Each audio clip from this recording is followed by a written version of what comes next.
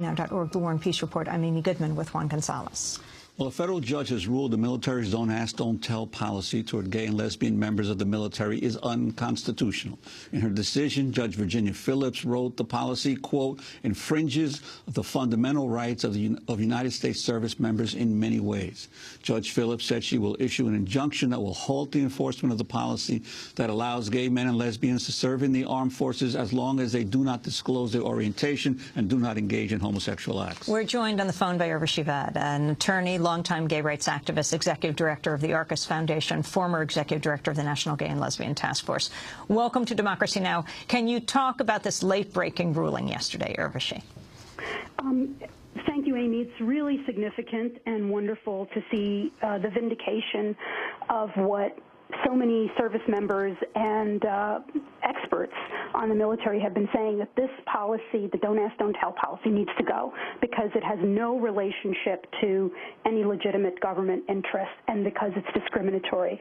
I read the decision, and the findings were unequivocal that based on the Fifth Amendment and the First Amendment, the court found that this is unconstitutional.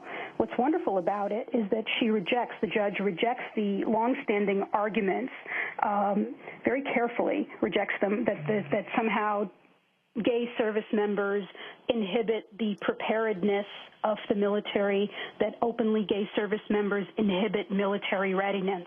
There's been reams of data about refuting this contention, but the contention has been made again and again by members of Congress and members of the Pentagon who support this policy, despite the evidence of other militaries around the world where openly gay service members are serving and have served with no problem to the preparedness or unit cohesion of those militaries, despite the evidence of decades of studies from the RAND Institute, from the Defense Department itself, which were recited in this opinion. So you have this unusual Urvashi, you have this unusual situation where you have the Log Cabin Republicans, the largest gay Republican political organization, suing the government. Yep. Defense Secretary Robert Gates, Admiral Mike Mullen asked Congress to repeal the law. Obama says he's not for don't ask, don't tell, though they could very well be appealing this decision. Yes, and I think that's very problematic for the Obama administration.